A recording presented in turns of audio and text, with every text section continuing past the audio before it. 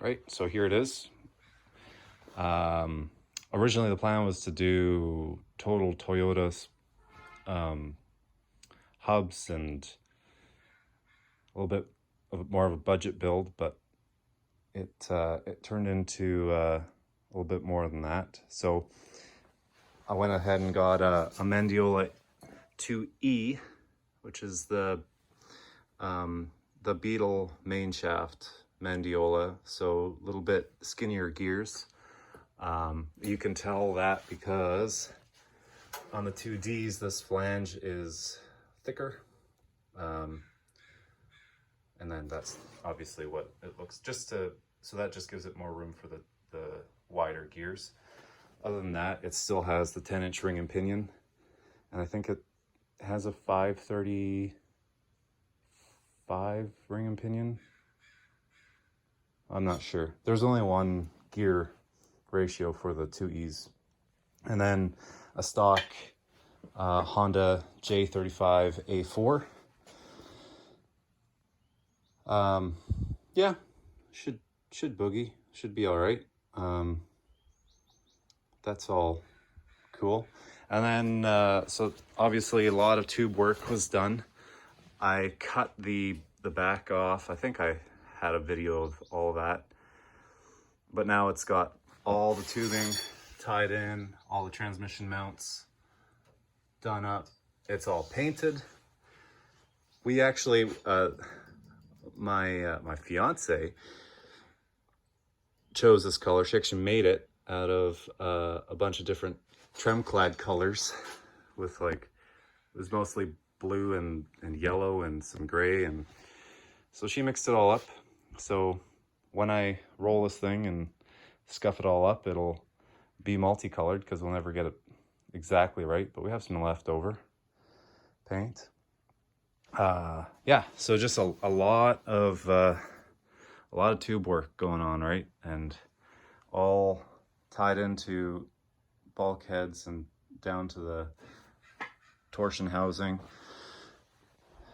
I've got, I really wanted to keep the window clear so that, you know, when I have, who is going to fit back there? A 5-year-old in the back. It will, you know, you could actually look out the window. But so I kind of kept this really nice and neat. And you can see I tied it down to the torsion housing. Did a little cross brace there. And X'd in the roof and into the front. And I did it this way. Most people do from the center out, but I did it that way so that I can still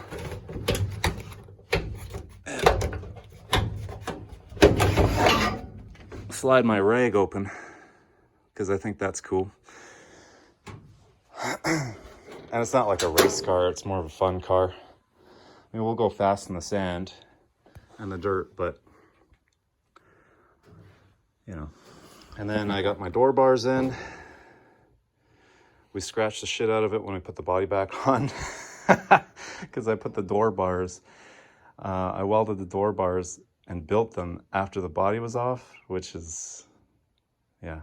Do everything as much as you can before you take it apart and weld it up final, because I mean, we just stretched the body over, but yeah, we'll have to touch this all up after. And then ended up doing the seat mounts through the pan, and then kind of made some pedestals down to the other tubes. I still have to do the whole front end. So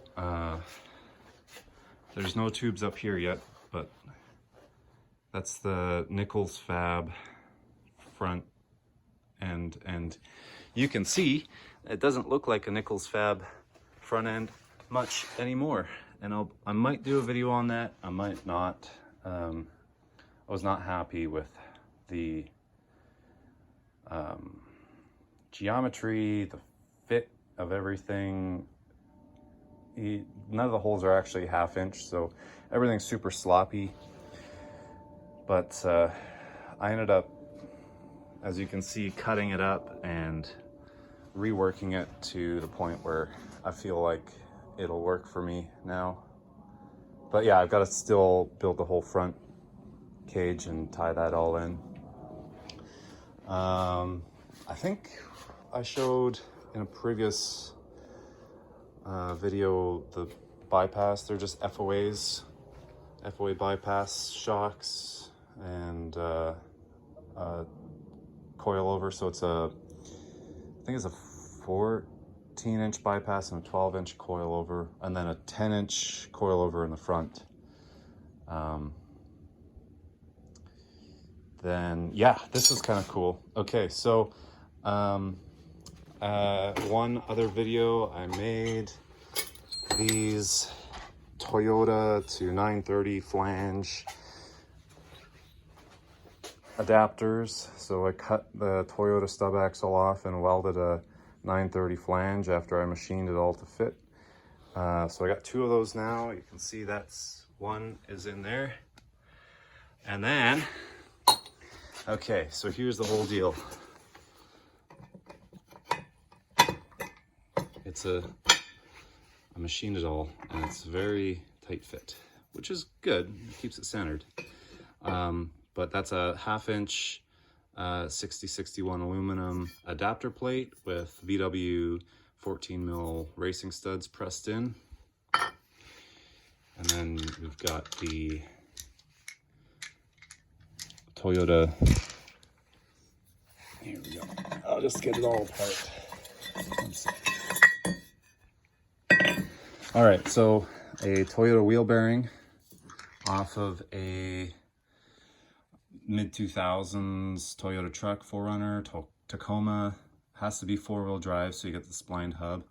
But that's just the same deal that the Doug Bug guy used, and he's had good luck with it, so why try to reinvent the wheel? I know some guys use Chevy wheel bearings, and I would probably have done that, actually, thinking about it now, because this stud right here, no matter where you put the 5-bolt VW pattern on the 6-bolt, there's one that comes so close, and you need a modified wheel to fit on it, which sucks, but I can just modify my wheels to fit on it.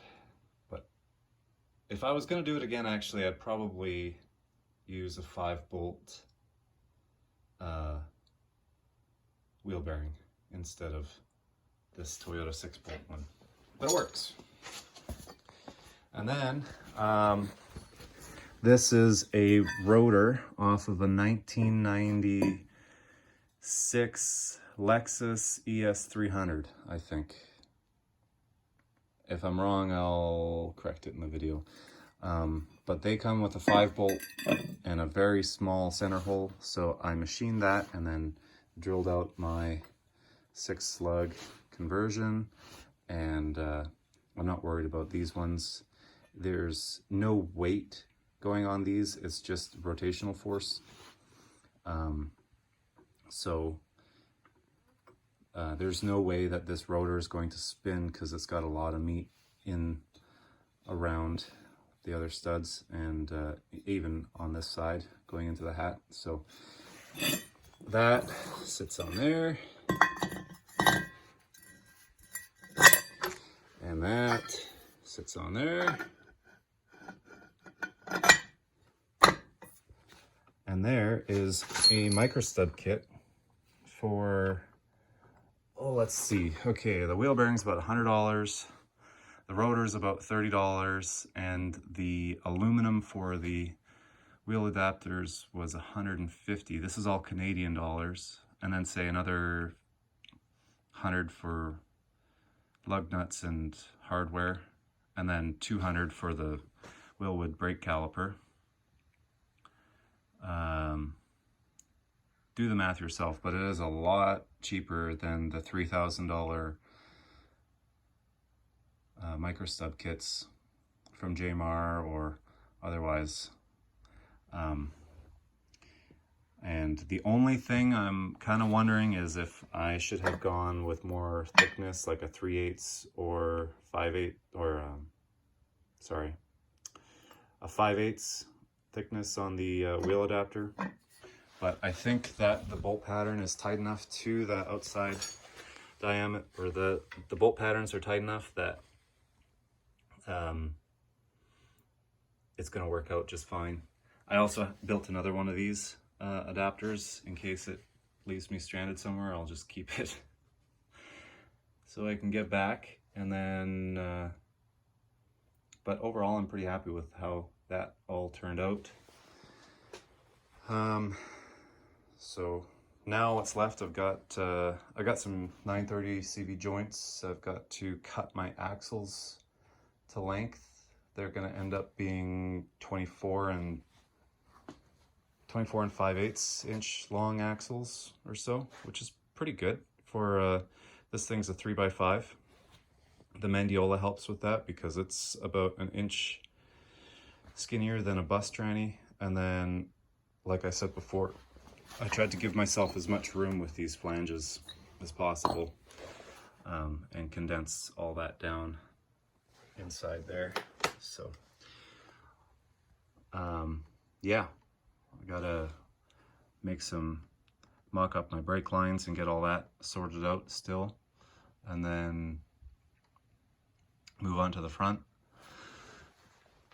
start caging, send some tubes through the firewall and really capture this body down, because once those tubes are through the firewall, that's it. This thing can't come apart. I'll have to cut the front end off to pull the body off or whatever, and then get my brake pedals all sorted down there and whatnot.